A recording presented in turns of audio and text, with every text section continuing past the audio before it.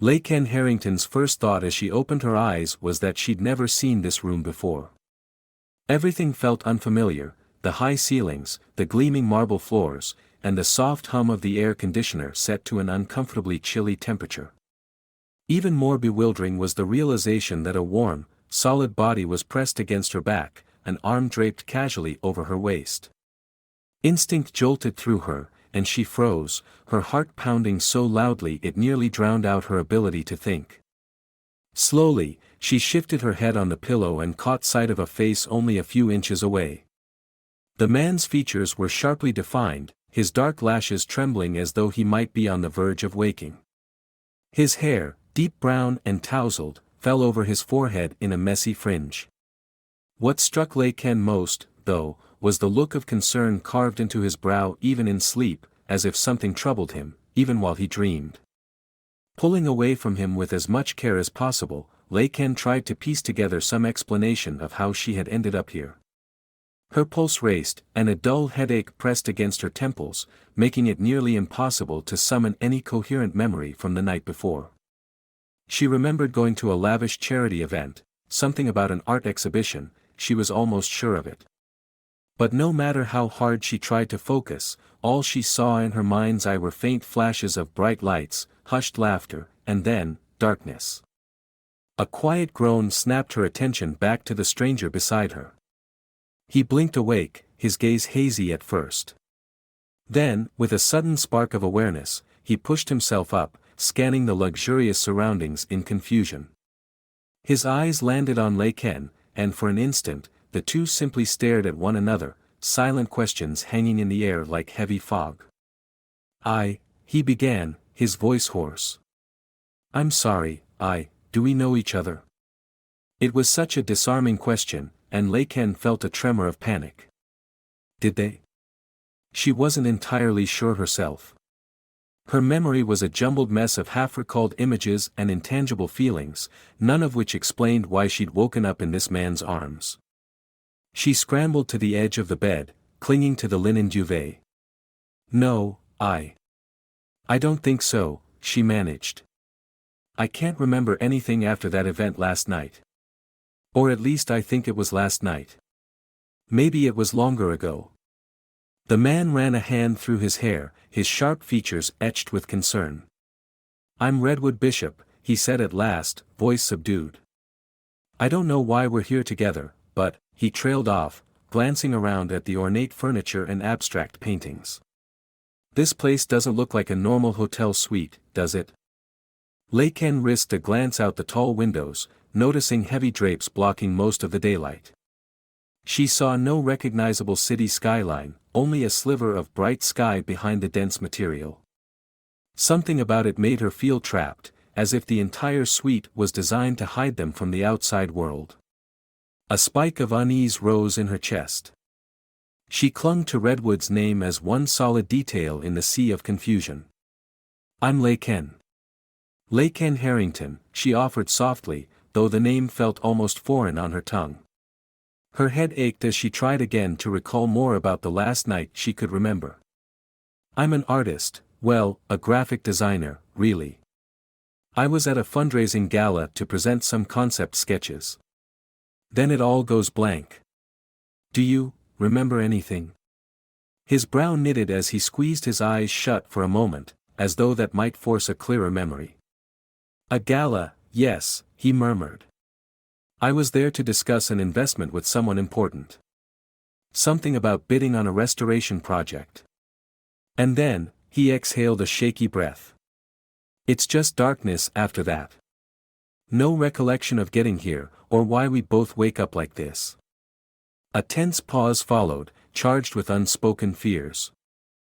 Ken finally rose from the bed, ignoring how her legs wobbled. She noticed a faint bruise on her forearm, already turning from purple to green, as if she'd struggled with someone. Were we kidnapped? Drugged? The questions came out in a hush, as if speaking them too loudly would make them real. Redwood stood as well, revealing that he was still wearing slacks and an unbuttoned dress shirt. Your guess is as good as mine, he replied, looking grim. But I think we need to search this suite, see if there's any clue about how we ended up here. They began a systematic check of the bedroom, the adjacent sitting area, and the sleek bathroom, rummaging through drawers and closets in hopes of finding a phone or a wallet. Nothing. Except for a single keycard lying on the marble side table near the door, emblazoned with the name Wyndham Crest but without any identifying guest information.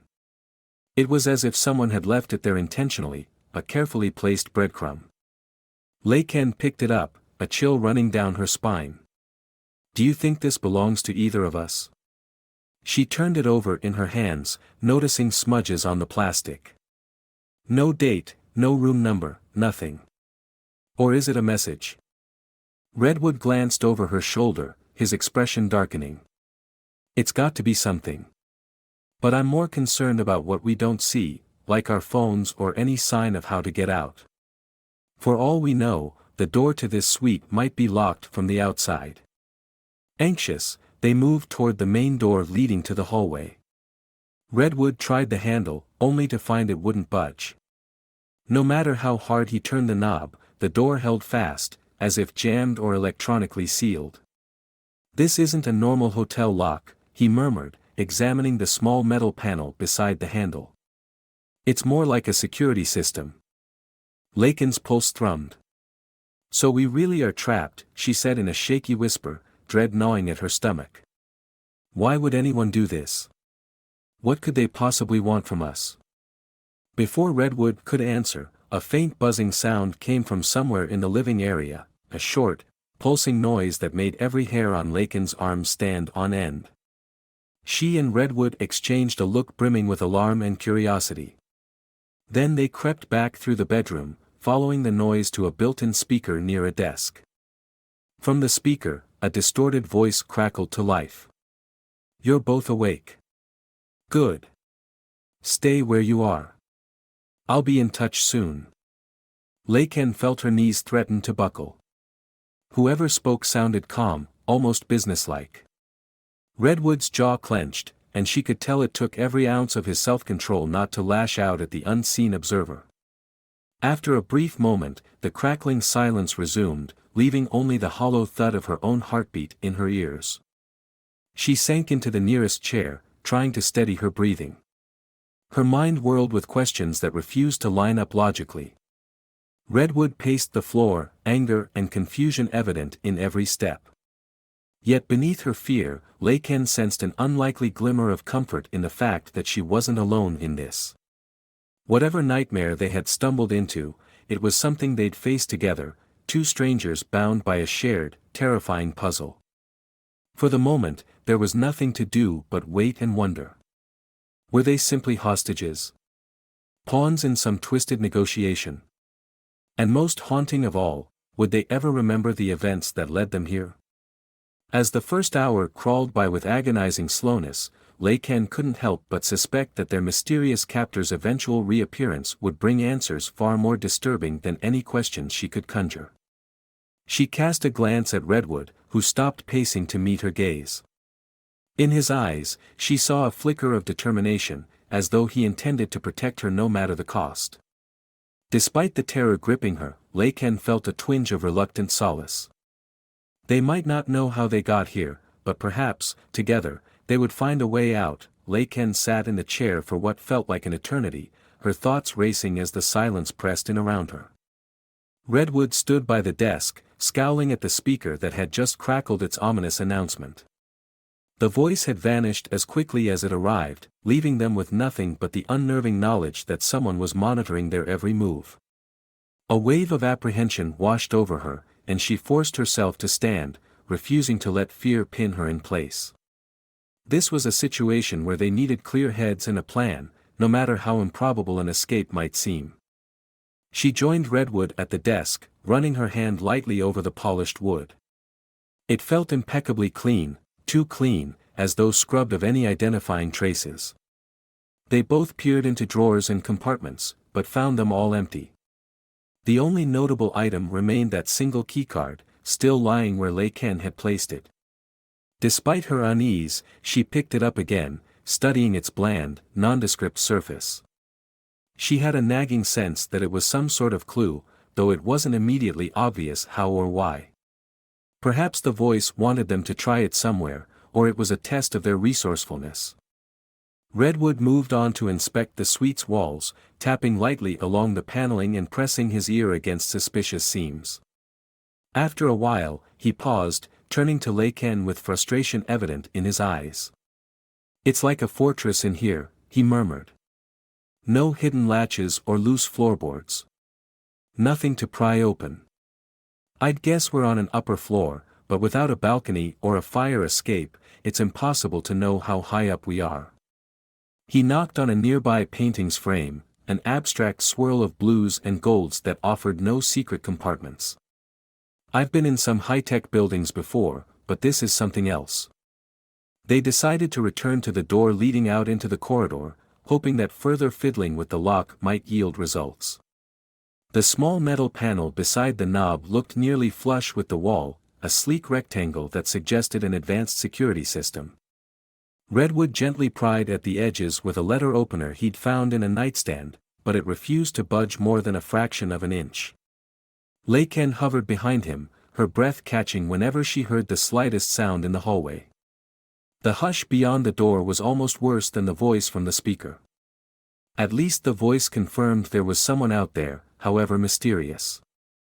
As Redwood worked, Lei Ken wandered back to the plush living area. She couldn't help noticing how deliberately staged the suite seemed, tasteful modern decor, expensive-looking sculptures, and fresh flowers in a vase atop a glass coffee table. The arrangement of lilies and orchids looked recently trimmed, not wilted in the slightest. Someone had prepared this space specifically for their stay, yet there were no signs of normal hotel housekeeping. With every step she took, she half expected a hidden camera to blink at her, capturing each anxious movement.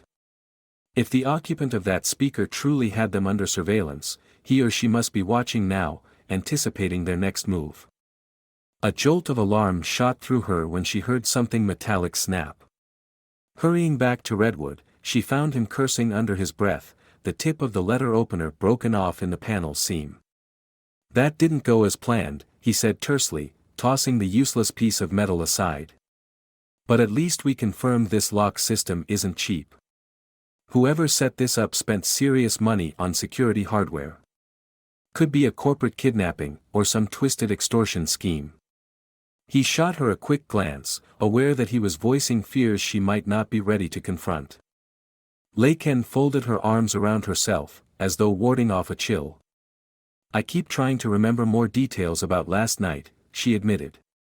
"What if the person behind this is someone from that fundraiser, someone with a grudge against you or me? But I'm nobody important, well, not in a financial sense." She paused, biting her lip. "Though maybe I saw something I wasn't supposed to. Or maybe you did." A flicker of guilt crossed Redwood's features. "I haven't been entirely transparent about my involvement with these charity events," he said quietly. "I invest in philanthropic projects, yes, but sometimes those projects step on powerful toes. Companies that claim to be charitable might have shady dealings behind the scenes. I've been trying to expose that for a while." He seemed uncomfortable discussing it, yet determined to be honest. "There's a chance I got too close to something big, some major scandal, and they targeted me, but brought you along as collateral. Or maybe you got wrapped up in it before either of us realized." Lei Ken nodded, processing his words. It did make a strange sort of sense. She'd seen corruption in the philanthropic world before, she'd designed materials for enough dubious causes to know that not every organization was what it seemed. The idea that Redwood's investigations had put them both in danger filled her with an odd mixture of anger and relief. Anger, because no one should have the power to lock two people up like this. Relief, because it gave the slightest framework to their otherwise baffling predicament.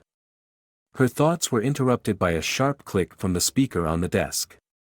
Both of them froze, turning in unison as the same distorted voice drifted into the room. "I see you've been busy. Stop tampering with the security system. That's your final warning." The words hung in the air like poison, each syllable calm yet menacing. Lakin's pulse hammered in her throat. You'll receive instructions soon. Obey them, and we can avoid any unpleasant outcomes. The speaker went dead again. Redwood clenched his fists, clearly battling the urge to shout back at their faceless captor. But reason won out, and he settled for a glare that no one but Lakin could see. They're watching, he whispered, scanning the suite once more. We need to stay smart. She felt a spark of courage amid the fear. Then let's give them less to watch, she suggested. No more messing with the door, at least not while we're in plain sight. If there's a place in this suite the cameras can't see, we need to find it. She forced a small, determined smile, trying to show Redwood that she wasn't giving up. We'll play along for now, but only until we figure out a real way to escape or get help. He offered a nod, respect flickering in his eyes. Agreed. We'll keep searching for vulnerabilities they didn't plan for. And maybe we can discover the reason for all this. It's possible we'll uncover a clue about who's running the show before they tighten their grip. Quietly, the two of them began to move through the suite again, this time scrutinizing every inch of wall, every seam in the furniture, and every angle of reflection in the mirrors. They moved in tandem, their shoulders nearly brushing as they worked. Now and then, their eyes met, an unspoken affirmation passing between them. Neither had chosen this, but they were in it together. And as terrifying as it was, the shared ordeal seemed to forge an immediate bond that under normal circumstances might have taken months, or even years, to form. With each new discovery, a locked cabinet, a drawer with an unusually smooth interior, an outlet that led nowhere, Lakin felt a growing sense of unity with Redwood. At one point, when she stood on tiptoe to check the top of a tall wardrobe, she lost her balance. He reached out, steadying her by the waist, and for a fleeting second, her heart fluttered. She realized they'd had more physical contact in the last hour than she'd had with anyone in a very long time. The awareness made her blush, even amid the fear. But there was no time to dwell on emotions. Their situation was too dire. When at last they slumped onto the couch, exhausted by fruitless searching, Redwood shot her a wry, apologetic grin. This might be the strangest day of my life. I'm sorry you got pulled into it. She leaned her head back, gazing at the ornate ceiling. Me too, she whispered. But we'll figure it out. We have to. In the silence that followed, they listened to the faint hum of the vents, and Lakin couldn't shake the unnerving feeling that eyes were on them from every corner. The next instructions could arrive at any moment, demanding who knew what. And with them would come the looming threat of unpleasant outcomes. Closing her eyes, Lakin inhaled slowly, trying to quell the tremor in her chest. No matter what the voice demanded or how impossible their captivity seemed, she refused to surrender. Somewhere out there was a missing puzzle piece, a reason for their abduction, or even a friend who might realize they were gone. As Redwood gently rested a hand on her shoulder, the gesture less about romance than solidarity, Lakin steadied herself.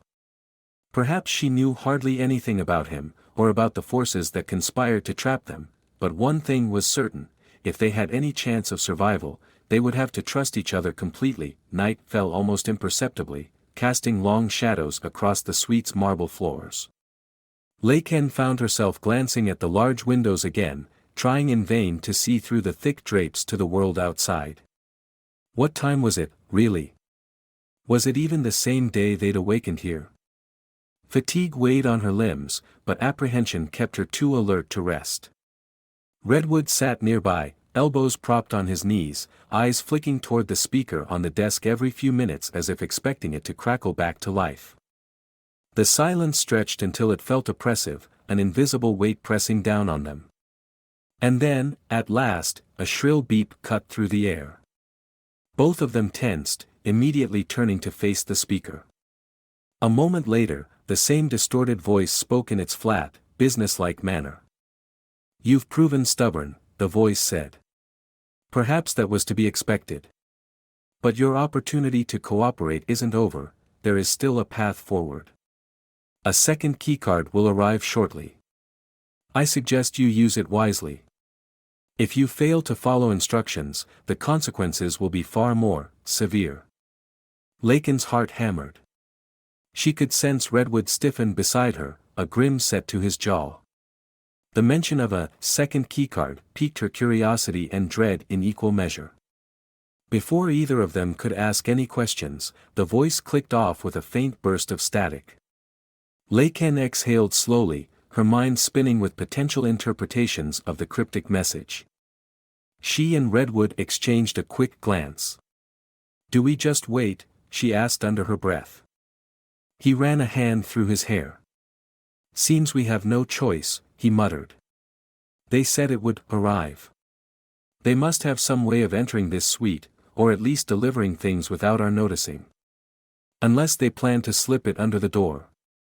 He shrugged, frustration evident in every line of his posture. For the next few minutes, they paced the living area, scanning corners and doorways. Lakin even checked behind the heavy drapes, just in case someone was attempting to lower a package from the outside. Nothing. The seconds dragged on, thick with tension. When a soft knock sounded from the main door, Lakin practically jumped out of her skin. Redwood placed a finger to his lips, signaling her to stay quiet. Then he crept forward, pressing his ear to the door. He heard nothing else, no footfalls, no voices. Slowly, he tried the handle again, half expecting it to remain locked. To his surprise, the knob turned smoothly, the door unlatching with a faint click. Lakin felt her mouth go dry. This was a trap, surely. Still, Redwood eased the door open a crack, peering into the dimly lit hallway. A single envelope lay on the carpet just outside the threshold. It was unsealed, nothing written on it. Redwood snatched it up, then quickly closed the door again. Heart pounding, Lakin leaned in as he pulled out the contents, a second plastic keycard, identical in size to the first. The only difference was the color, a vibrant red stripe across one edge. The original keycard they'd found earlier was plain white. Along with the card was a typed note on a small slip of paper, the word succinct. "Use this card in the elevator at the far end of the corridor. Descend to B2. Further instructions await." No name, no signature. Just the start command. Lakin read it twice, cold dread pooling in her stomach. The corridor had been locked down when they tried to open the door before, and the elevator had been non-functional.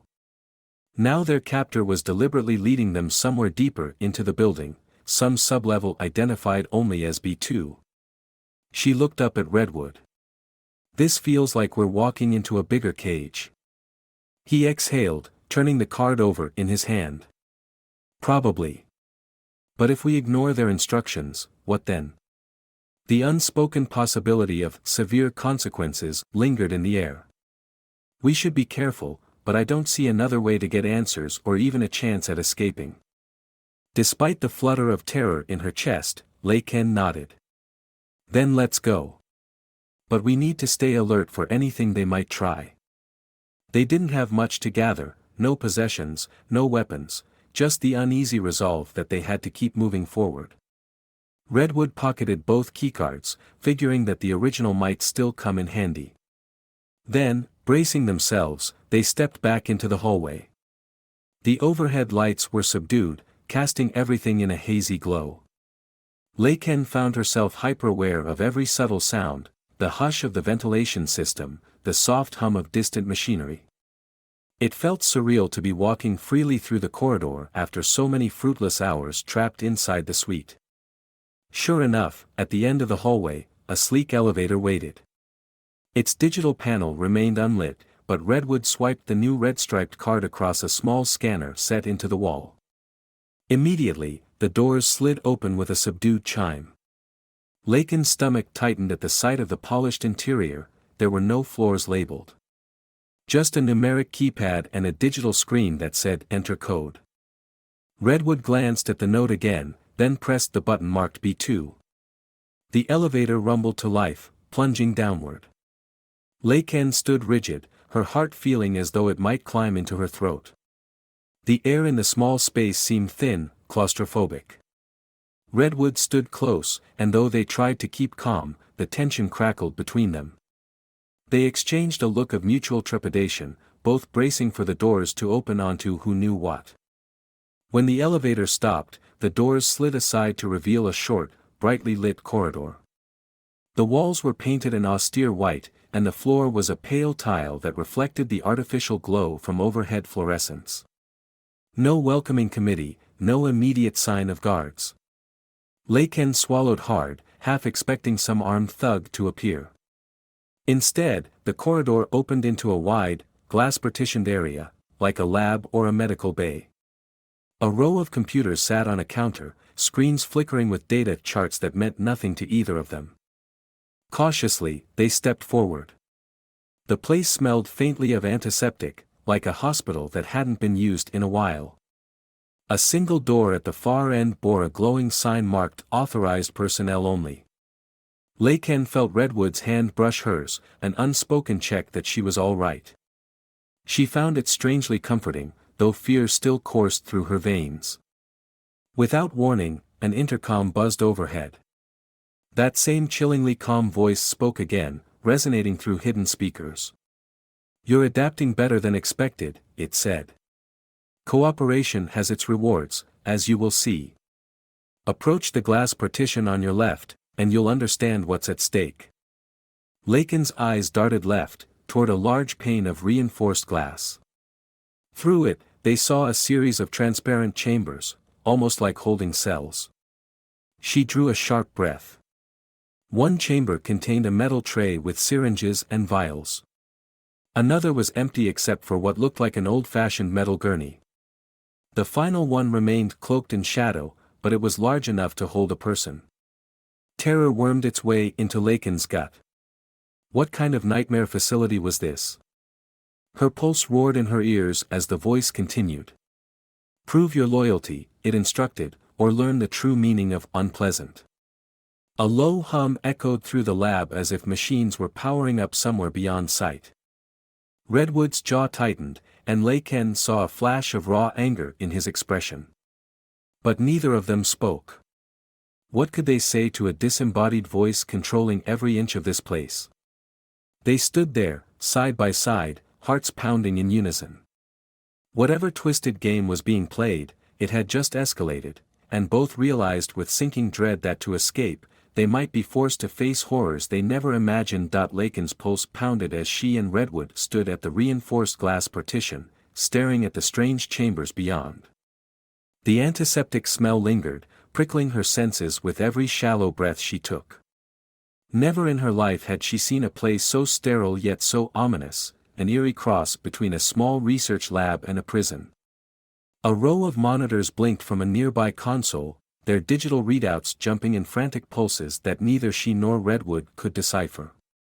"What do they want us to do here?" Laken whispered, her voice taut with dread. She could still feel the echo of the disembodied voice, telling them they had to prove their loyalty. The words rattled in her mind like a threat she couldn't ignore. Redwood let out a shaky exhale. "It's a setup," he murmured, eyes flicking between the sealed chambers. "They're going to demand something, force us into a choice.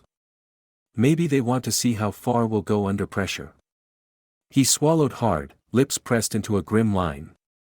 "I've heard about groups that stage psychological experiments, but this place feels more calculated. Clinical." They inched forward, checking each compartment from a better vantage point. The first was empty aside from that metal gurney, its restraints hanging at the sides like idle serpents. The second chamber held the tray of syringes and unlabeled vials. The third was shrouded in dim lighting, barely enough to outline a bizarre contraption that looked like an four stand connected to tubes disappearing into the floor. A chill ran down Laken's spine. Then the overhead intercom crackled again. "Stop there. You're to remain by the window." The voice's calm, emotionless quality made Laken's stomach turn. "You were told to cooperate, and now your cooperation must be demonstrated. One of you will enter the second chamber. The other will remain outside to observe." Do this, and you'll receive crucial information regarding your freedom. Lei Ken fought the instinct to bolt. She felt Redwood's gaze on her, a silent question in his eyes, who goes in? She saw him open his mouth as if to volunteer, but she found her own voice first. I'll do it, she said, the words tumbling out with a surprising steadiness. Fear coiled in her gut like a living thing, but she refused to stand by and watch him take the risk alone. She also suspected Redwood might be a bigger target, someone powerful enough to threaten their captor's plans. Perhaps it was better if she discovered whatever horror lay inside, hoping Redwood would have a clearer mind to react. Redwood's breath caught in his throat, and he shot her a look that mingled alarm and admiration. Lei Ken, no, he began, though he kept his voice down, wary of being overheard. I'm not letting you step into that place. Her heart twisted at his concern. It might be safer for you to be on the outside, she insisted. You've got more of a background in dealing with security systems, maybe you can figure out a way to shut this operation down if things go wrong. Lei Ken hoped her reasoning sounded convincing, because deep down, she was terrified. Before Redwood could protest further, the voice on the intercom interrupted. Your debate is irrelevant. You have 1 minute to comply. The overhead lights dimmed, as though emphasizing the countdown. Choose, or suffer the alternative. A tremor ran through Lei Ken's legs, but she clenched her fists, forcing herself to remain steady. She turned to Redwood, willing him to see that they couldn't afford to appear indecisive. Trust me, she murmured, trying to sound braver than she felt. We'll get through this. Reluctantly, Redwood nodded. He squeezed her hand, the brief contact warming her in the sterile chill. Then Lei Ken took a step forward, scanning the sealed door to the second compartment. A keypad gleamed to the right, presumably to allow entry. Redwood hurried to the nearest console and tapped at its touch screen, hoping to override whatever mechanism might be controlling the door. The system refused to respond, only a blinking message that read "Manual entry required" flickered back at him. Lei Ken swiped the new, red-striped keycard across the scanner, and the door slid open with a faint hiss of pressurized air. She braced herself as she entered, throat clenched. The door sealed behind her, leaving Redwood standing on the other side of the glass partition. For a heart-stopping second, she feared the lock might engage with no way out, but she forced herself not to look back. She had to face whatever test their captors demanded. Inside, the overhead lighting seemed even harsher, reflecting off the sterile surfaces. The tray of syringes caught her eye. Each one was filled with a clear liquid, arranged with unnerving precision. Lei Ken's hand hovered above them, unsure if she was expected to administer an injection or if the presence of these supplies was meant to terrify her into compliance. Her thoughts churned. What if this is some twisted medical experiment? Over the speaker in her chamber, the voice reappeared, echoing slightly, "You're showing admirable courage, Miss Harrington. Now, place your left hand on the scanner to your right." She turned, spotting a small device mounted on the wall, similar to a fingerprint reader. Her mind reeled at how intimately her captors seemed to know them. Her name had never once been uttered in Redwood's presence. Yet they knew exactly who she was. Her pulse thudded in her ears, but she obeyed, pressing her trembling palm against the cool surface of the scanner. Immediately, a digital beep sounded, followed by a tiny needle prick beneath her fingertips. She hissed in surprise as the device drew a droplet of her blood. The screen flashed with a swirling pattern, analyzing the sample. From the outside, Redwood pounded on the glass in alarm, his voice muffled. "Lei Ken. You okay?"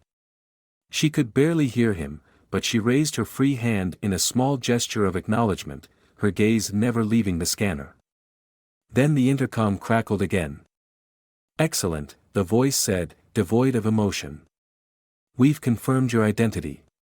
Step forward to the metal tray." Lei Ken swallowed hard, her eyes flicking to Redwood's silhouette behind the partition. She had no doubt he was feeling just as helpless as she did. Still, she forced her feet to move until she stood by the tray, the syringes lined up like silent sentinels.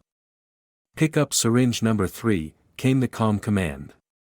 Laken counted them with a quivering glance, 5 syringes, each labeled with small Roman numerals near the plunger. Syringe 3 looked identical to the others, yet it felt heavier in her hand, as though the knowledge of its potential use weighed on her. Her fingers shook so badly she worried she might drop it. "Inject yourself at the site indicated on your left wrist," the voice continued. "Do this, and you will receive vital information about your freedom. Refuse, and Redwood Bishop will pay the price." Laken's vision blurred with panic. Inject herself? With what? She risked a glance over her shoulder at Redwood, whose mouth formed silent protests she couldn't fully catch. She saw him furiously tapping at the console, likely desperate for any override. Her mind spiraled with questions. Could this substance be poison? A sedative? Some twisted truth serum? She thought about Redwood, about the last few hours and the inexplicable bond they'd formed. She couldn't let him become collateral damage. Heart hammering, she found a courage she barely recognized. Slowly, Laken pressed the syringe to the thin skin at her inner wrist. Her entire body trembled. She half expected Redwood to break through the glass or the voice to relent at the last second. Neither happened. So, with a final gulp of air, she pressed the plunger. A burning sensation shot through her arm, sending a flash of agony up to her shoulder. She bit her lip to stifle a scream, blinking away tears. When she pulled the needle free, her pulse thudded out of control. The liquid raced through her bloodstream, a prickling wave coursing from her wrist to her heart, then spreading throughout her limbs. She swayed on her feet, catching the edge of the tray to steady herself. Every heartbeat felt amplified, as if her body were a drum in a deafening echo chamber. She heard Redwood's muffled voice calling her name, but the sound was distant, like hearing it through water. Then, just as suddenly, the heat receded, replaced by a cold rush and a numbness that buzzed at her fingertips. Her vision wavered, bright spots dancing across the stark whiteness of the chamber. She blinked hard, forcing them away, refusing to collapse.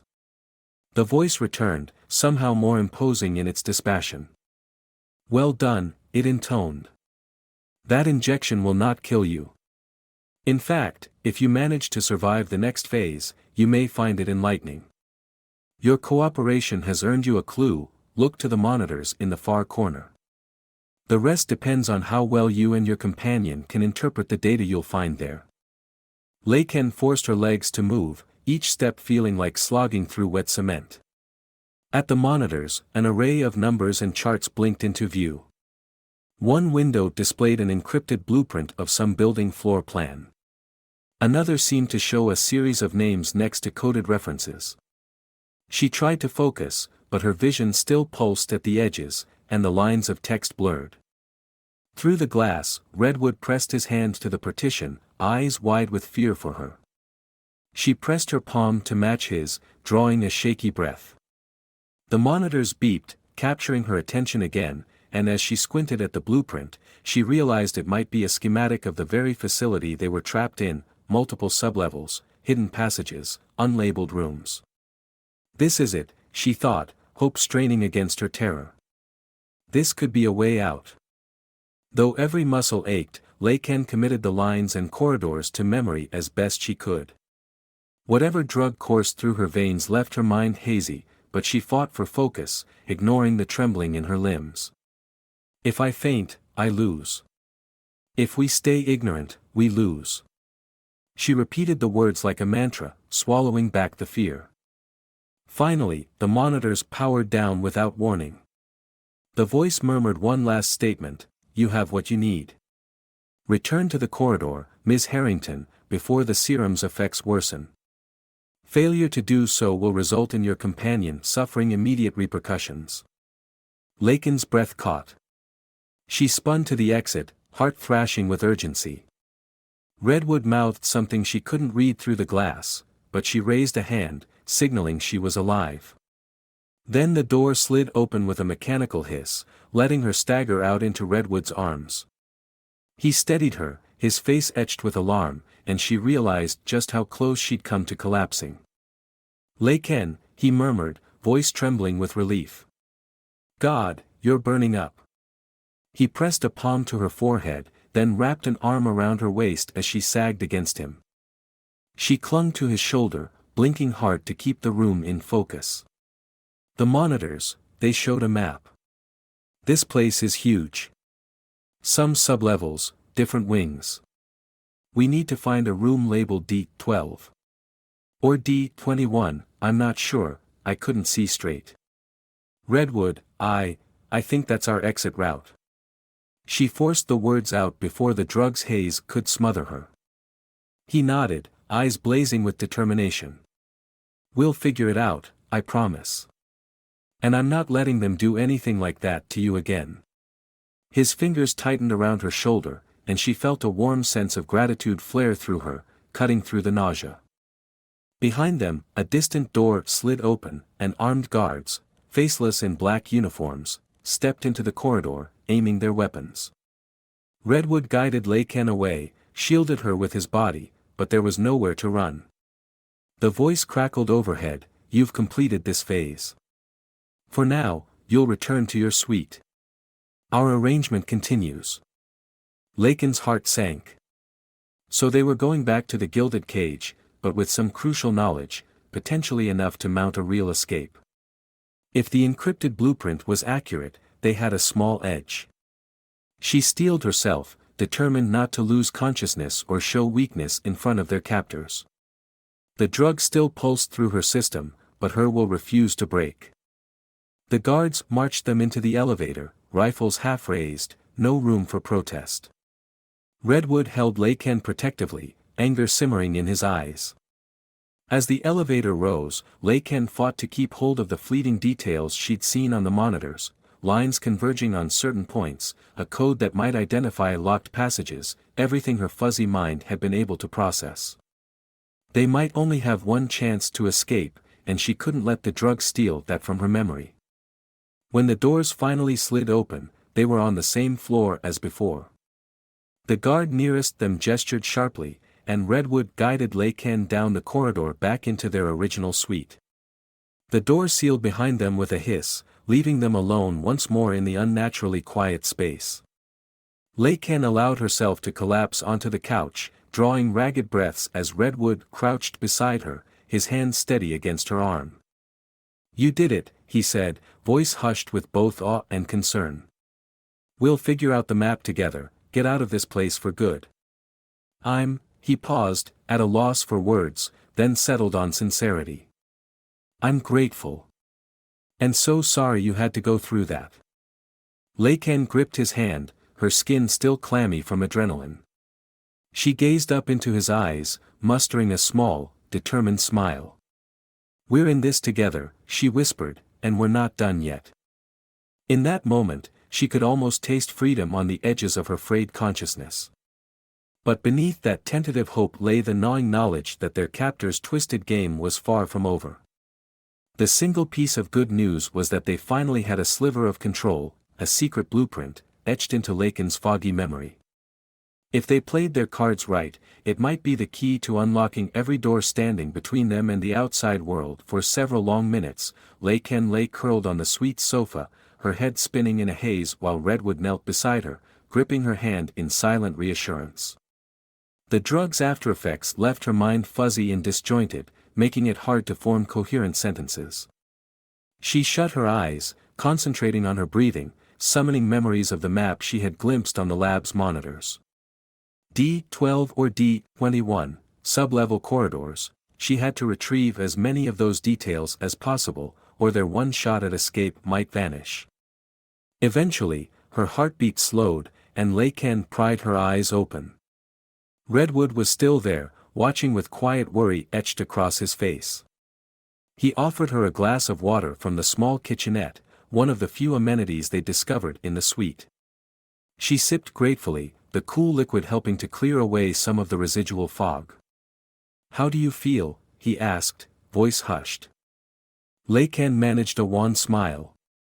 Like I got hit by a truck, she admitted, her tone laced with wry humor. But I can think straight enough now, I think. She tugged the blanket from the back of the sofa and wrapped it around herself. Even though the suite's temperature remained mild, the ordeal downstairs had left her shivering with cold. I remember key fragments of what I saw. A layout with long corridors, sub-level wings. I'm almost sure we need to find a door labeled D12. Or maybe it was D21. I wish I could be certain. Redwood nodded, taking a seat beside her. He angled himself so they faced each other, knees nearly touching. You did great, Lei Ken, he said quietly. And if it's either D12 or D21, we'll look for both. We just need a chance to get out of this suite again and reach that elevator. His lips thinned. I'm guessing our captors won't simply let us wander around unsupervised. We have to figure out how to force their hand. She let the blanket slip from her shoulders, muscles tensing at the memory of the sterile lab. The voice said we'd keep receiving instructions, as if they want more from us. Another phase in their twisted game. Maybe that's our chance. We play along until we get close enough to that corridor, then make a run for it. The desperation in her voice was unmistakable. Every fiber of her being bristled at the idea of passively waiting for the next command, yet she knew they had little choice. Their captors had made it clear, any outright rebellion would be met with brutal consequences. A sudden beep from the overhead speaker cut through the suite's hush, making them both jolt. Lei Ken's pulse quickened, dread mingling with the faintest thread of hope. Perhaps they were about to be summoned again, which could offer them the opening they needed. Redwood shifted closer, ready to hush her if the voice demanded silence. But the beep repeated twice, then receded into static. No words followed. Lei Ken frowned at Redwood, who shrugged, equally puzzled. The speaker had come alive, only to go dead again in seconds. Maybe it was a glitch, or maybe their captors were testing something. The suite fell silent once more, leaving them alone with their racing thoughts. I'll take any glitch we can get, Redwood muttered wryly, standing up to pace. He cast his gaze around the room's corners again, searching for the cameras they were sure must be monitoring them. If something in their system is malfunctioning, that might be our advantage. They rely on that voice to keep us in line. If it fails, we could slip away. Lei Ken rose too, still unsteady, but determined. I have an idea, she ventured. Her mind was fuzzy, but a flicker of resourcefulness shone through. She gestured to the small work desk in the corner, where a slim laptop sat unopened since their arrival, an item they had assumed was locked down by the facility's network. We never tried to power that thing on. What if it's only intranet-based? Or what if we can at least glean a clue from the files on it? They had assumed from the start that the laptop was a dummy or rigged, since no typical hotel suite would provide a brand new computer with no visible manufacturer logos. Still, Redwood seemed willing to grasp at any straw. He hurried across the room, hit the power button, and waited for it to whir to life. Lei Ken joined him, bracing her hands on the desk to keep herself steady. The screen lit up with a plain black background and a simple prompt for a login ID. What do you think? Redwood asked, skimming over the minimal text. No help menus, no hints, just a field that blinked expectantly. Could it be a trap? Maybe it records keystrokes or triggers an alarm if we guess incorrectly. Lei Ken chewed her lip. Given everything else, it's probably exactly that. But we can't just ignore it. I'll try a few basics. If it locks us out after 3 attempts, we'll know. Her fingers trembled slightly as she typed, guessed, Lei Ken, password 123. Each time, the login prompt refused her with a stark beep.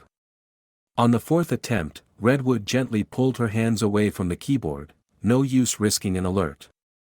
A moment later, a new line of text scrolled across the screen without prompting.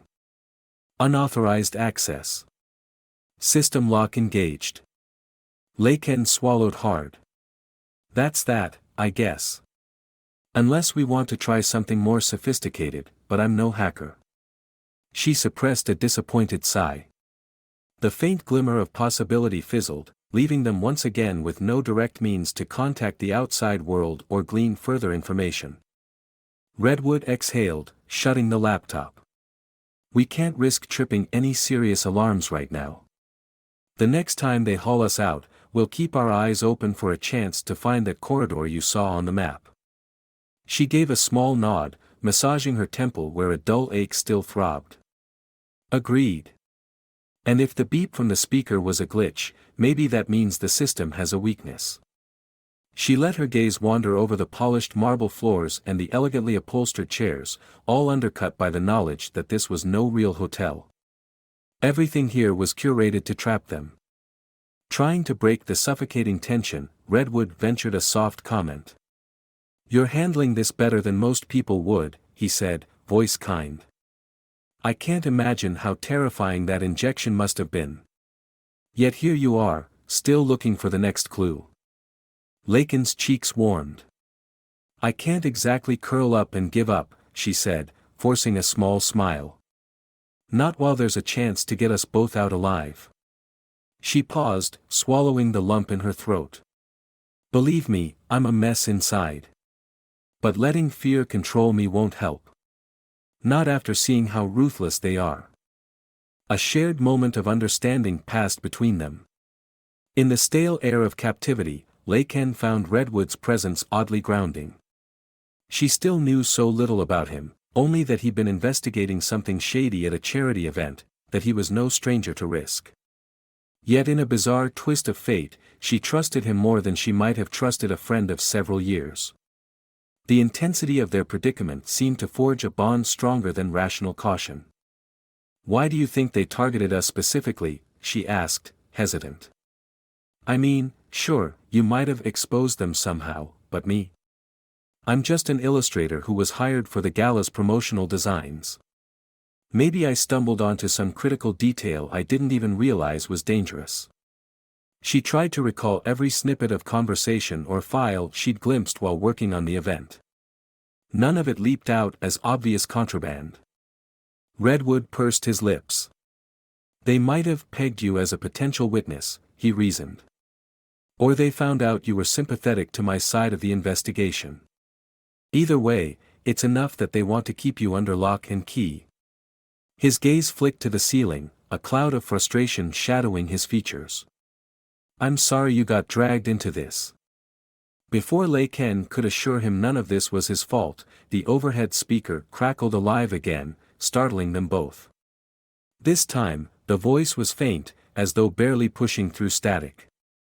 They caught only disjointed words, instructions, glitch, hold, acceptable. Then it cut off mid-sentence, leaving behind a fizzled hush. They locked eyes, adrenaline surging anew. "That was definitely a malfunction," Redwood said quietly. "They're losing control of their system, or at least it's acting up. I'll bet they're scrambling to fix it." He turned toward the door as if half expecting guards to burst in. But the suite remained eerily still. "That might be our opening," Laken whispered, pulses of hope warring with fear. "If they lose total control, maybe we can force them to move us, and then we find that corridor, D12 or D21. If we can slip away during the confusion." She trailed off, letting Redwood fill in the unspoken plan. "We watch for the next time they come or speak, try to stall them. Meanwhile, if we're lucky, the system meltdown gets worse, giving us a moment to slip out. A risk, but better than waiting around for another injection or some other twisted demand." As they strategized, Laken's heart pounded with renewed urgency. Though the horror of the lab still clung to her thoughts, the possibility of the captor's technology failing lit a tiny spark of optimism. Perhaps they weren't dealing with an all-powerful entity after all, maybe just a group of conspirators who relied too heavily on their fancy security systems. If those systems faltered, Redwood and Laken would be ready. Gathering the blanket tighter around her shoulders, Laken met Redwood's determined gaze. "We'll make our move when the time's right," she said firmly. She felt more awake, more alive than she had since waking up in his arms that morning, knowing that any moment could bring a last chance or a fresh nightmare. We have to believe we can beat them at their own game. Redwood nodded, his expression a fierce mirror of her conviction. The suite fell quiet again, but this time the silence pulsed with a cautious sense of purpose rather than helpless dread. Side by side, they prepared to face whatever came next, resolved that if their captor's grip was slipping, they would slip right through it. Together, the hours that followed were a tense waiting game. Laken and Redwood paced the suite like caged animals, ears attuned to every flicker of static from the overhead speaker or every subtle shift in the corridor outside. The speaker remained maddeningly silent, and no one came to collect them for another phase. Frustration built with each tick of the clock. Laken found herself compulsively reviewing the mental blueprint from the lab's monitors, searching her memory for the exact alignment of corridors and hidden passages. D12, D21, she tried to visualize both possibilities, telling herself that a single digit could mean the difference between freedom and another dead end. Finally, something changed. The suite's lights began to flicker, casting spasmodic shadows across the walls. Redwood froze mid-sentence, his gaze snapping to the overhead fixtures. A second later, the lights stabilized, returning to their usual steady glow, but the panel near the locked door emitted a faint buzz. Almost at once, the overhead speaker clicked into life, though no voice spoke. Instead, garbled static reverberated through the room. "They're losing control," Redwood muttered, a spark of adrenaline flashing in his eyes. "It's exactly what we hoped for." Before Laken could reply, the door's electronic lock whirred. She dashed over, pressing her ear to the metal. A dull scraping sound came from within the mechanism, as if something inside had jammed.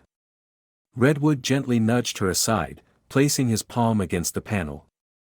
"If the lock's failing," he murmured, "we might be able to force it open." Laken's pulse thundered in her veins.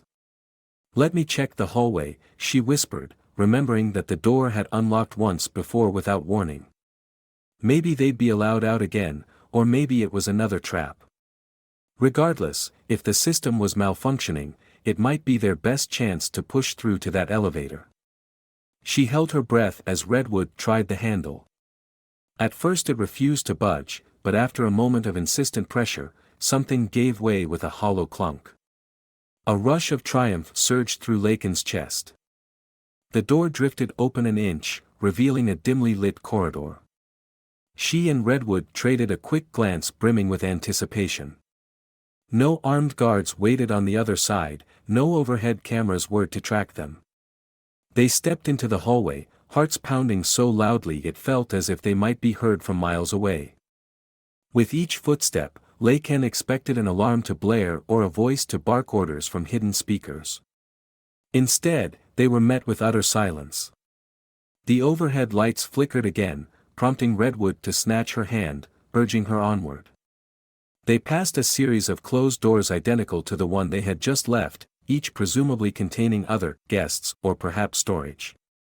Laken tried not to dwell on the possibility that other captives might be suffering similar trials. Right now, her priority was to survive and bring Redwood through that labyrinth to safety. After a few twists and turns, they arrived at the small elevator bay. The same metal doors that had ferried them to the B2 lab earlier stood ominously at the corridor's end. Laken swallowed, nerves flaring at the memory of the injection chamber. Redwood wasted no time pressing the call button. The overhead panel flickered with random characters, then stabilized, showing that the elevator was currently offline.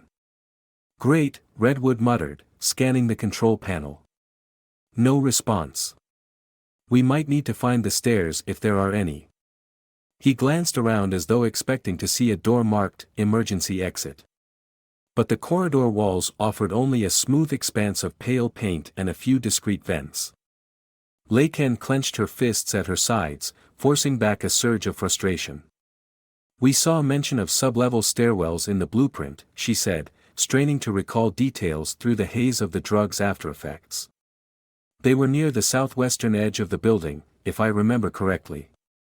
If we keep going to the left, maybe we can reach them. They retraced their steps, seeking some sign that matched Lakin's mental map. Another flicker of lighting revealed a narrow passage branching off from the main corridor, unremarkable at first glance. But a faint metal placard caught Lakin's eye, D14. Her heart lurched. This was close to the D12 or D21 marker. Maybe they were indeed moving in the right direction. Softly, Redwood gripped her shoulder. "We have to be careful," he murmured. "If there are guards anywhere, they'll likely be stationed near critical passages." Lakin nodded, steeling herself to proceed. Together they crept down the side corridor, each breath shallow as if fearful of alerting the entire building to their presence. The door labeled D14 was locked, no keypad or handle visible. They continued onward, scanning for the next door. D15, D16. A wave of confusion hit Lakin. Had she mistaken the numbering sequence? If the design matched standard building logic, they should find D12 soon. Instead, the numbers seemed to climb. This mismatch sent a thrill of doubt coursing through her. The blueprint in her mind was hardly crystal clear. "Let's keep going," Redwood urged, eyes flicking over every sign. D12 might be around the corner. A hush pressed in on them as they reached D17. Abruptly, the corridor ended at a blank wall. Lakin paused, scanning the surface. Could there be a hidden panel or door? She ran her fingers along the smooth paint, her frustration mounting. Redwood did the same, searching for any seam or latch. Nothing. "Are we missing something?" Lakin whispered, leaning her forehead against the wall in despair. She could practically feel Redwood's disappointment radiating behind her. That blueprint had been their lone guide, and it seemed she might have misremembered the layout. Before Redwood could respond, the lighting stuttered again, plunging them into momentary darkness. Lakin's breath caught. For 3 agonizing seconds, everything vanished into black, and then the overhead lamps blinked back to life. In that strobe-like instant, Lakin glimpsed a faint outline of a panel in the wall, a rectangular seam that only appeared when the light flickered just right. "Wait," she hissed, spinning to Redwood and pointing at the section of wall. "There's something there. Help me feel for it." They worked in tandem, pressing and prodding until Redwood's fingertips found a tiny indentation. He pushed, and with a metallic click, a hidden door slid open, revealing a narrow passage behind it. Excitement warred with anxiety as they peered into the darkness beyond. A cramped flight of stairs descended at a sharp angle, illuminated only by a single flickering emergency light. Lakin's pulse spiked. Maybe this was the elusive route to D12 or D21, the path the blueprint had hinted at. Redwood squeezed her hand, then led the way, carefully taking each step as though it might crumble beneath them. The air grew stale the deeper they went, thick with an earthy smell that reminded Lakin of old basements.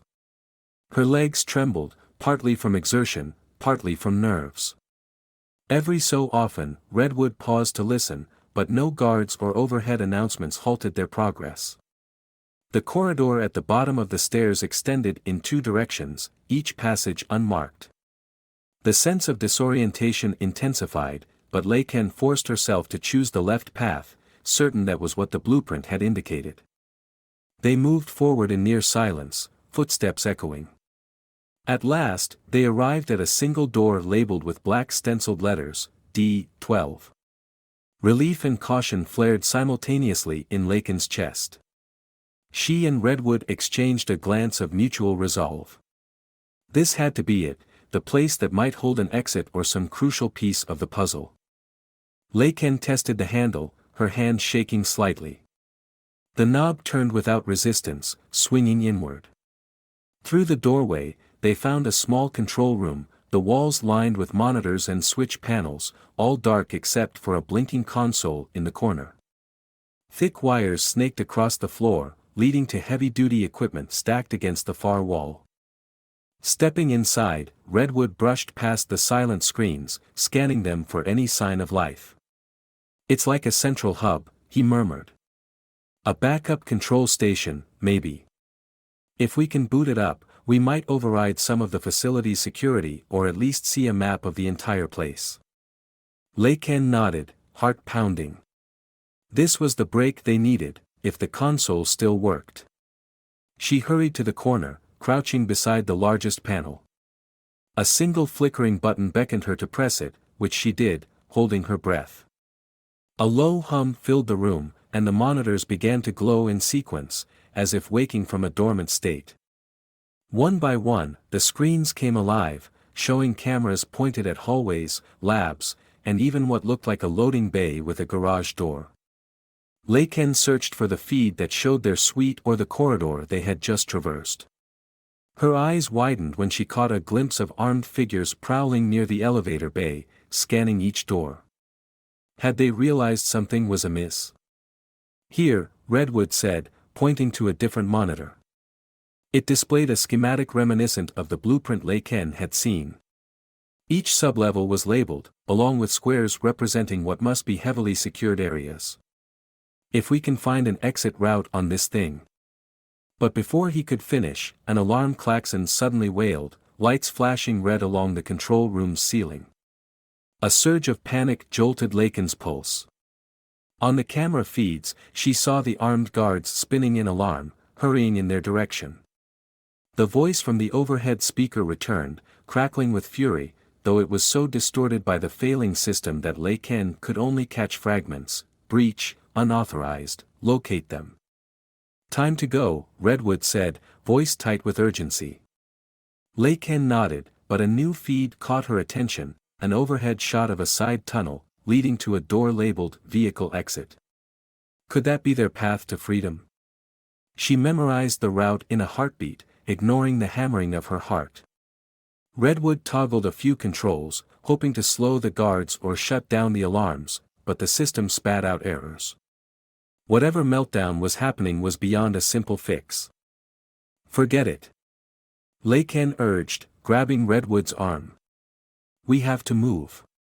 I know where we need to go, there's a vehicle exit corridor near the southwestern corner. She gestured to the screen as it flickered away, replaced by a swirl of static. If we can reach it before they close everything down, we might actually get out. The alarm's shriek drilled into their ears as they bolted from the control room, racing back the way they came. Their footsteps pounded up the cramped stairs two at a time, each of them braced for the possibility that guards could appear from any corner. Lei Ken's lungs burned, her adrenaline surging in a desperate bid to outrun fear.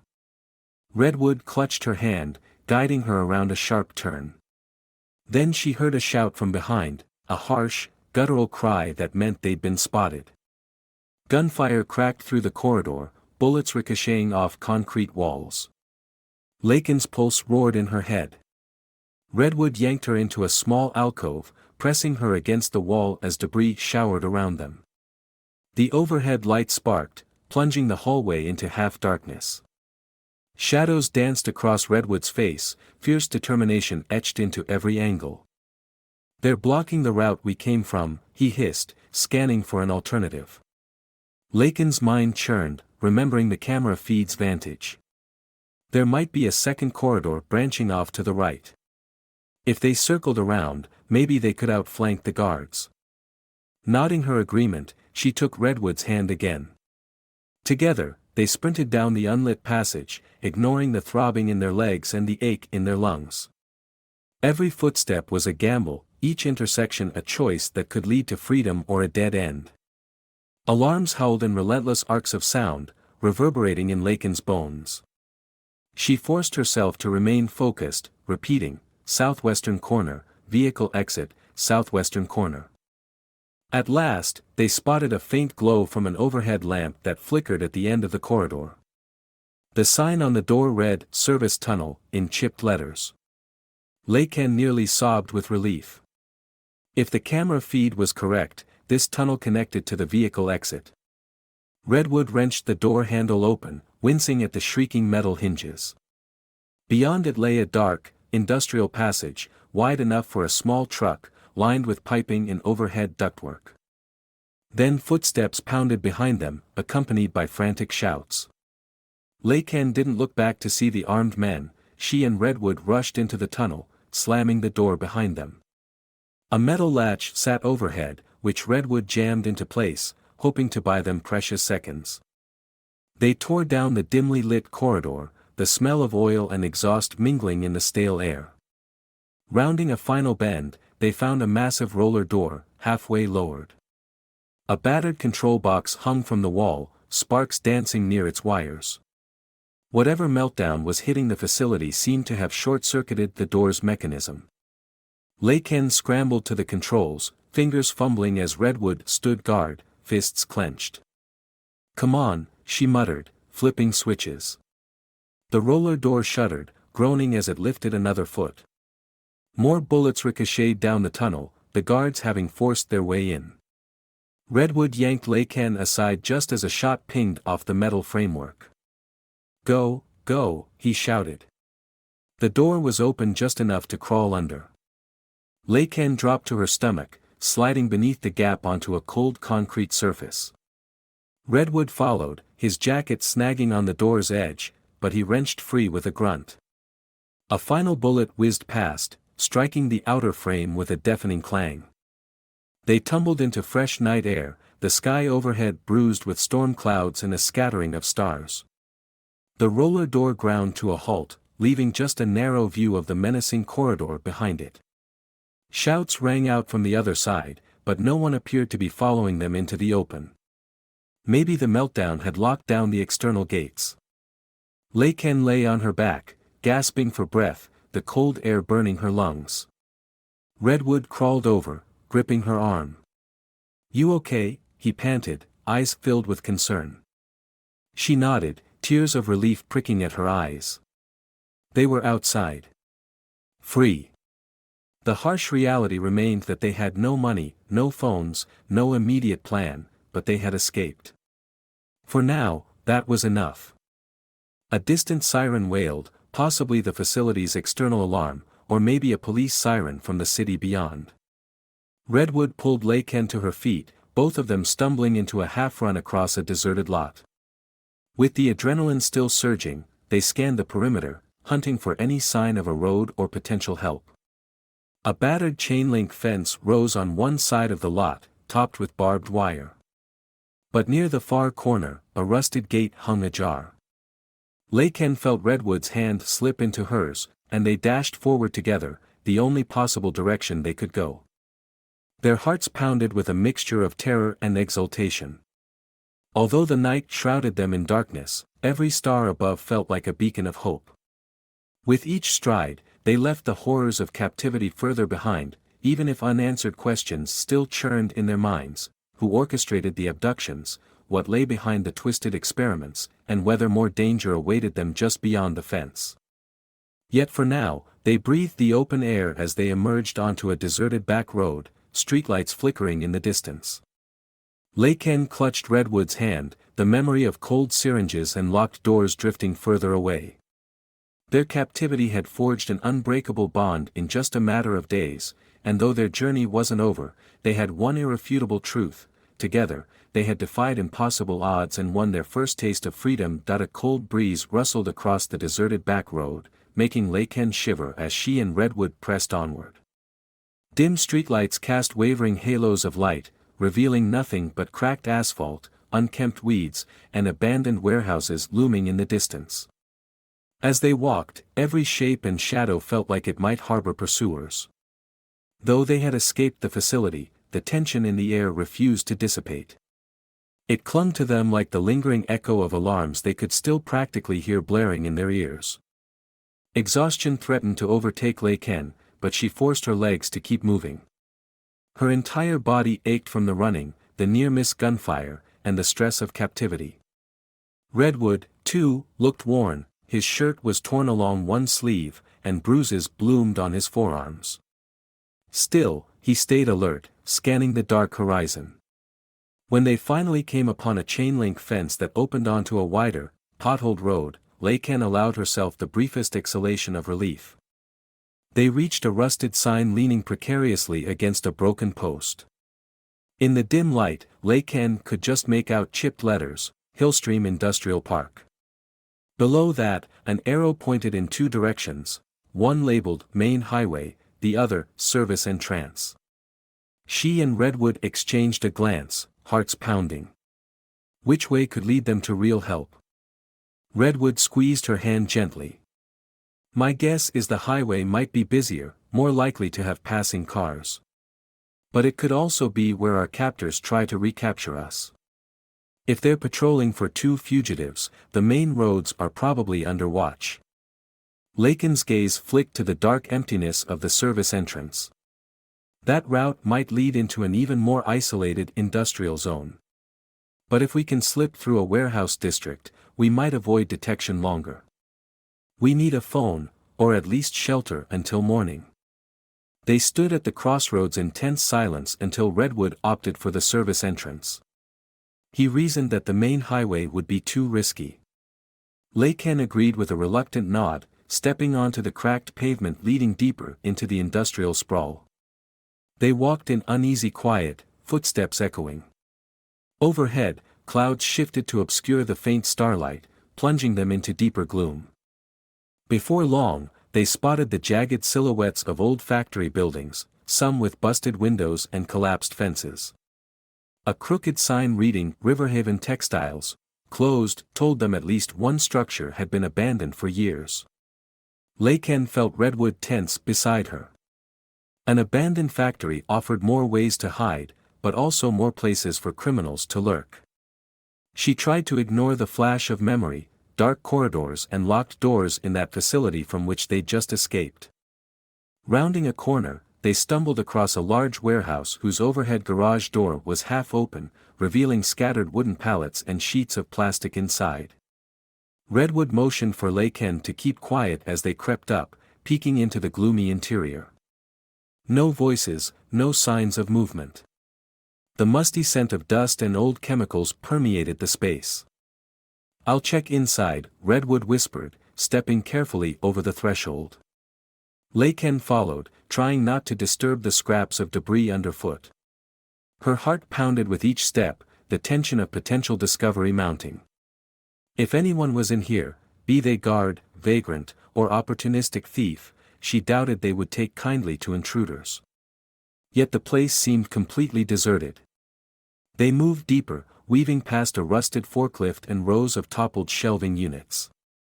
At last, Redwood found an enclosed office in the back of the warehouse, a cramped room with a single battered desk and a cracked window letting in a sliver of moonlight. The door was unlocked, and the place was empty aside from a few dusty chairs and a flickering overhead light. Lei Ken sank gratefully into one of the chairs, pressing a hand to her chest, trying to slow her breathing. Redwood gently closed the door behind them. Let's rest for a minute, he said, keeping his voice low. We can't keep going forever on adrenaline alone. I need to think about our next steps. Lei Ken nodded, her entire body sagging with fatigue. Now that they'd found a temporary sanctuary, the events of the past day pressed down on her all at once. She recalled how she had awakened in Redwood's arms back in that suite, both of them ignorant prisoners. The injection, the labs, the terrifying flight through corridors under gunfire, her mind spun with the sheer surrealism of it all. And yet, Redwood's presence beside her lent a reassurance she clung to. He was the only constant in a whirlwind of chaos. With a soft sigh, Lei Ken reached for Redwood's hand. Thank you, she murmured. For everything. I mean, for risking your life to protect me back there. It feels like we've been through a war together. His lips curved in a faint, weary smile. We have, in a way. And you saved me too. If you hadn't taken that injection and memorized those maps, we'd still be rotting in that place. He paused, gazing at her with an intensity that sent warmth flooding through her. I don't know why we ended up in this nightmare, Lei Ken, but I'm glad we survived it together. The sincerity in his voice made her chest tighten with an unfamiliar but welcome emotion. For a moment, the industrial gloom faded, and all she saw was Redwood's tired, handsome face, eyes alight with gratitude and something deeper, maybe the first flicker of love. She realized they'd forged a bond far stronger than fear, something that felt almost unbreakable after all they'd endured. Then a distant noise shattered the stillness, a faint screech of tires echoing outside. Both of them stiffened, nerves raw. Layken stood up slowly, crossing to the office's dusty window. Through the cracked glass, she glimpsed headlights sweeping across the edge of the lot. A vehicle rumbled, stopping near the warehouse door. Her pulse spiked. Could it be their captors? Did they somehow track them here? Redwood joined her, peering out. A lone van idled, its headlights cutting across the concrete. The driver remained inside, no attempt made to enter the building. "We have to decide if we hide here or try to slip away," Redwood whispered. Layken weighed their odds. If this was a random person, maybe they could beg for help, ask for a ride or a phone call. But if it was one of the facility's search teams, stepping outside could be fatal. Her mind churned. "Give me a second," she said, creeping across the office to the battered desk. She rummaged in its drawers, hoping to find something, anything, to identify who might frequent this place. But the drawers were mostly empty, containing only old receipts and a few rusted tools. No clue about the van's owner. Another screech of tires broke the silence. Layken and Redwood returned to the window just in time to see the van's headlights sweep away, the vehicle turning back down the road. The engine noise faded into the night. Relief flooded Layken, though suspicion gnawed at her gut. Had the driver spotted them, or were they just scoping out the area? "We need to keep moving," Redwood said, breath escaping in a shaky exhale. "That van might come back, or someone else might show up. We're too exposed here. The only reason they haven't found us yet is probably because the meltdown at that facility is keeping them busy." Layken nodded, though the idea of walking blind through dark industrial streets unnerved her. "What's the plan, then?" "We don't have phones, no money, no ID, and no easy way to prove who we are if we stumble on law enforcement. Our captors could have labeled us fugitives for all we know." A flicker of pain crossed Redwood's expression. "I have a friend, Ryan Holt, who works in private security. He might be able to help if we can just get in touch with him.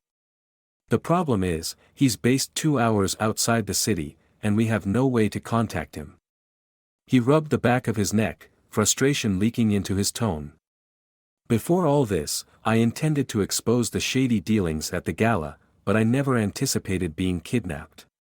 Ryan doesn't even know we're missing." Layken tried to muster hope. "Maybe we'll find a payphone or a gas station if we keep heading south. Could we risk asking a passing motorist for help?" Redwood glanced at the darkness beyond the office door, lips pressed tight. "We'll have to.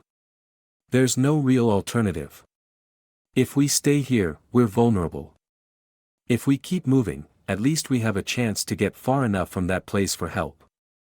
Daylight can't be too far off."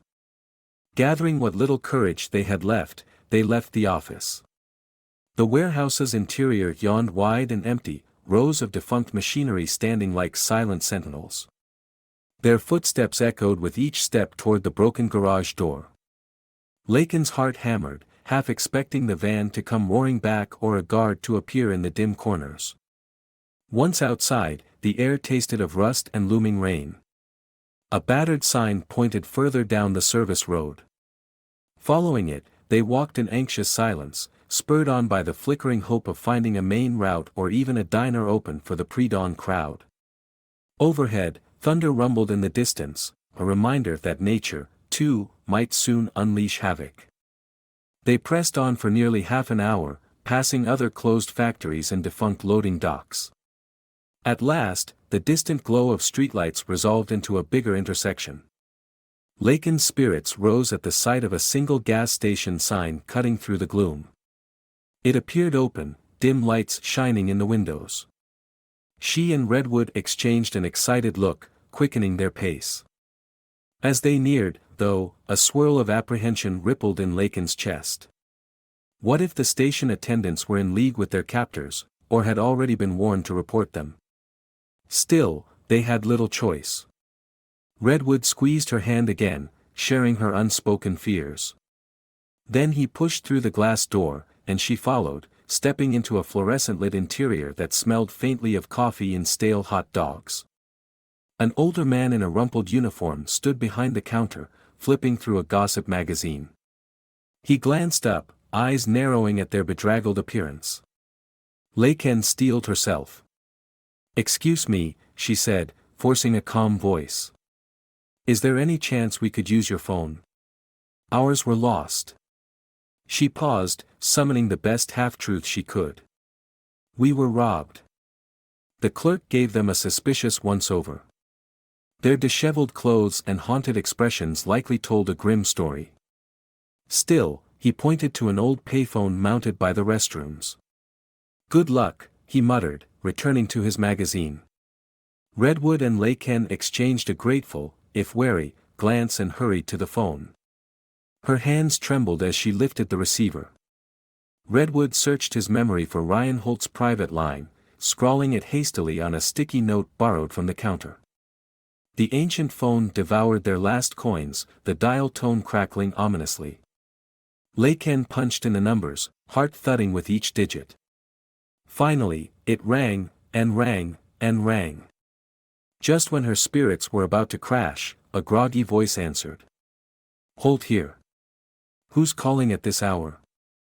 Laken pressed her free hand to her mouth, relief flooding her. She passed the receiver to Redwood, who inhaled sharply. "Ryan, it's me, Redwood. Listen, I don't have time to explain everything, but we're in trouble. I need you to pick us up in Hillstream Industrial Park. We escaped a kidnapping, it's a long story. Please, just trust me." On the other end, Ryan uttered a string of expletives, clearly stunned. Laken could only catch snippets of the conversation, mentions of, "What do you mean, kidnapped?" and, "Are you serious?" Redwood did his best to outline the bare bones, a clandestine facility, dangerous captors, and their current desperate state. His friend offered no shortage of incredulous interjections but promised to drive out immediately, urging them to stay put somewhere safe. When Redwood hung up, Laken felt weak with relief. "He's coming," she whispered. Redwood nodded, the tension in his posture loosening a fraction. "He'll be here in about 40 minutes. Told us to hunker down and not trust anyone else. He's bringing resources. Weapons, if needed." Despite the swirl of fear and exhaustion, Laken mustered a smile. "Then we might just get out of this alive."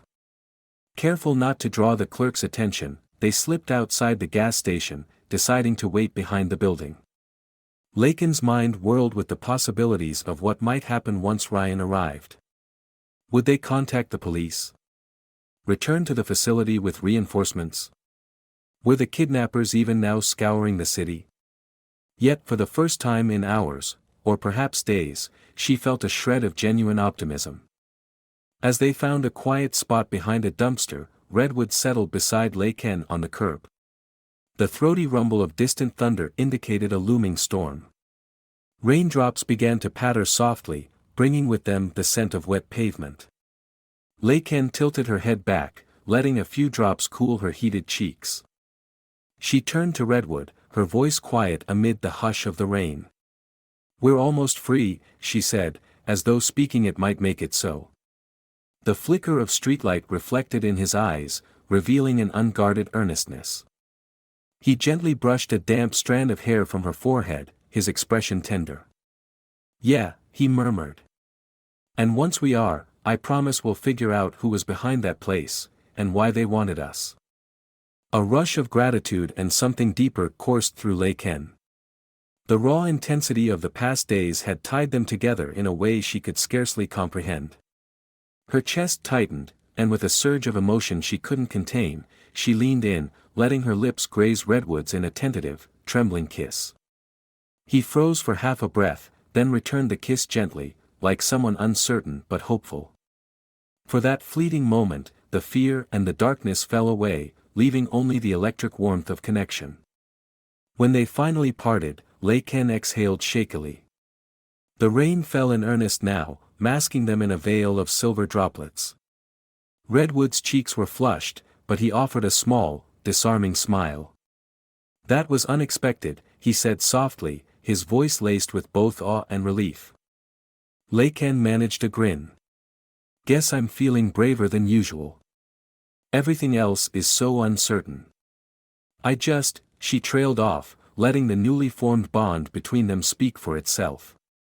The storm intensified, thunder rolling across the night sky. Yet, for once, the sound didn't feel ominous, rather, it felt like a promise of cleansing and renewal, washing away the trauma of captivity. They sat together on the damp curb, hearts still hammering from adrenaline, shoulders touching in silent solidarity. The industrial park lay eerily quiet around them, lit only by the sporadic flicker of passing headlights. They were no longer caged or alone, and even with the threat still looming somewhere in the shadows, that fleeting solace was enough. Soon, Ryan Holt would arrive, and the next chapter of their ordeal would begin, the chapter where they might finally strike back against whoever had dared to lock them away. For the time being, Redwood slipped an arm around Lei Ken, and she let herself lean into his warmth. Tomorrow might bring new terrors or revelations, but this moment was theirs. Freed from metal walls and watchful cameras, they savored the storm-soaked darkness together, forging a quiet vow that they would never let fear triumph over hope again. They waited in the rain for almost an hour, pressed together beneath the meager shelter of a corrugated overhang behind the gas station. The steady drumming of droplets against metal felt strangely comforting after the sterile hush of captivity. Each time headlights swept past the street, Lei Ken's heart fluttered, hoping it was Ryan Holt. But car after car rumbled on without slowing. The night had grown colder, and fatigue dragged at Lei Ken's limbs. Yet every time she closed her eyes, flickers of memory would jolt her awake, the sight of armed guards, the pinch of that syringe, the cold steel corridors that seemed to taunt them at every turn. The only thing grounding her in the present was Redwood's arm around her shoulders, as if he, too, needed reassurance that she was real. Finally, the high beams of a large SUV arced across the lot, coming to a slow stop near the gas station's side entrance. Lei Ken and Redwood exchanged a quick, hopeful glance. The driver's door opened, and a man in a dark jacket stepped out, scanning the area with cautious vigilance.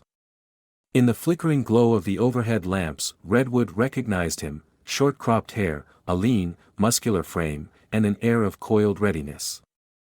It could only be Ryan. "Ryan!"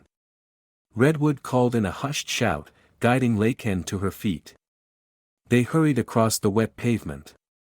Ryan's eyes widened when he saw them, two bedraggled figures with haunted expressions, before relief flickered over his features.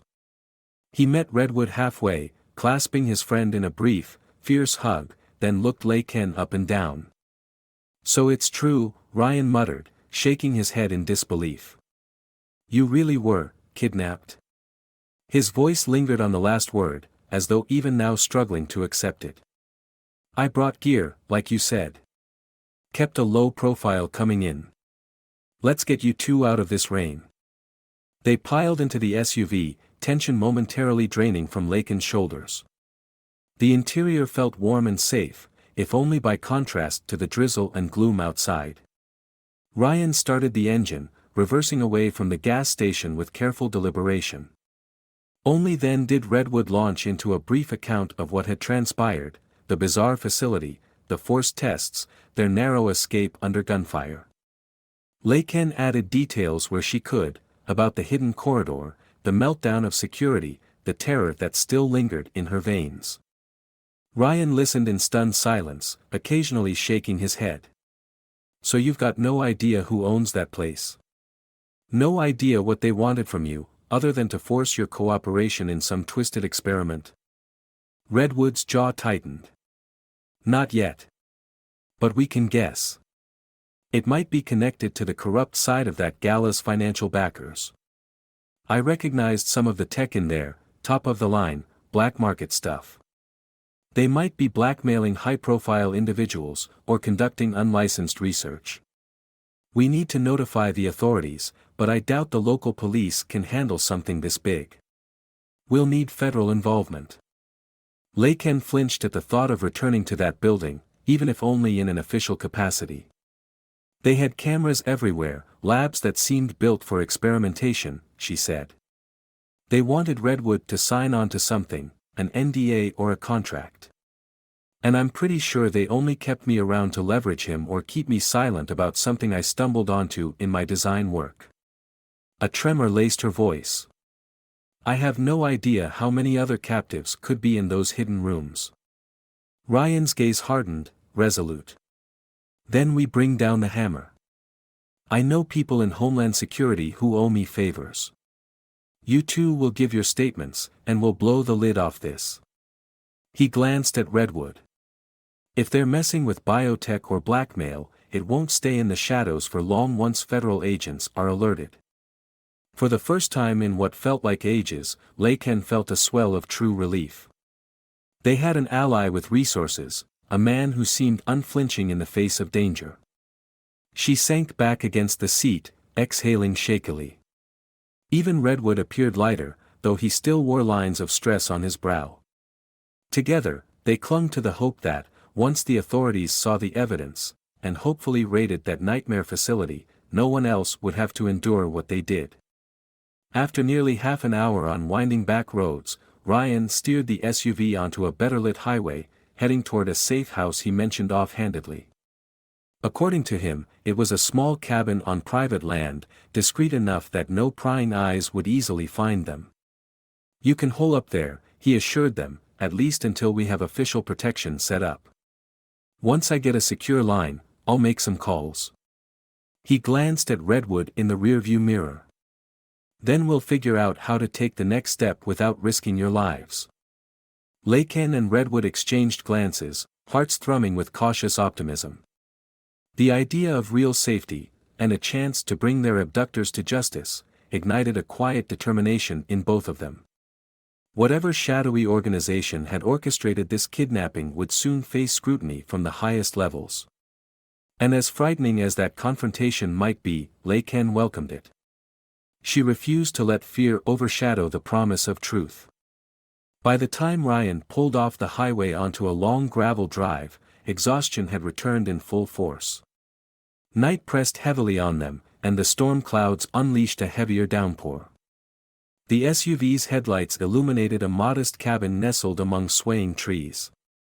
Ryan parked under a small carport, motioning for them to follow him inside. Lei Ken felt Redwood's hand slip into hers as they trudged toward the porch, sharing a look of shared fortitude. Once inside, Ryan handed them towels to dry off and showed them where they could rest. The cabin's interior was Spartan but welcoming, just 2 bedrooms, a kitchen, and a living area with a fireplace. The faint smell of cedar and old books filled the air. For a moment, Lei Ken felt a pang of longing for normalcy, a warm dinner, a locked door with no fear, a night of unbroken sleep in Redwood's arms. Perhaps those simple comforts would come soon. As Ryan set about calling in favors from whichever secure line he could find, Redwood sank onto a wooden chair at the kitchen table, gesturing for Lei Ken to join him.